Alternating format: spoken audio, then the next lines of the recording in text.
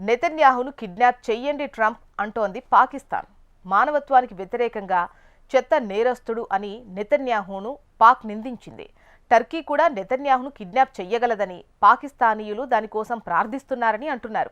ఇక గురువారం ఓ ఇంటర్వ్యూలో ఆసిఫ్ మాట్లాడుతూ, చరిత్రలో ఎక్కడా జరగని దురాగతాలు గాజాలో పాలస్తీనియన్స్పై జరుగుతున్నాయి అంటున్నారు. గత 4000 నుంచి 5000 సంవత్సరాలుగా ఇజ్రాయెల్ పాలస్తీనియన్లకు చేసినట్టుగా ఎవరూ చెయ్యలేదు. నెతన్యాహు మానవత్వంలో అతిపెద్ద నేరస్తుడు అని, ప్రపంచం ఇంతకన్నా పెద్ద నేరస్తుడిని చూడలేదని దుయ్యబట్టారు. ఇలాంటి నేరస్తులకు మద్దతిచ్చే వారి గురించి ఏం చెబుతామని అన్నారు. ఇజ్రాయెల్ను పాకిస్తాన్ ఎప్పుడూ గుర్తించలేదు. ఇరాన్తో తమ సంబంధాలు సోదరభావం, భాగస్వామ్య ప్రాంతీయ ప్రయోజనాలకు సంబంధించిందని పాక్ రక్షణ మంత్రి అన్నారు. మరోవైపు గాజాలో ఇంటర్నేషనల్ స్టెబిలైజేషన్ ఫోర్స్ ISFలో భాగంగా పాక్ సైనికులు గాజాకు వెళ్తున్నారనే వార్తలు వస్తున్నాయి. దీనిపై భారత్లోని ఇజ్రాయెల్ రాయబారి రూవెన్ అజార్ మాట్లాడారు.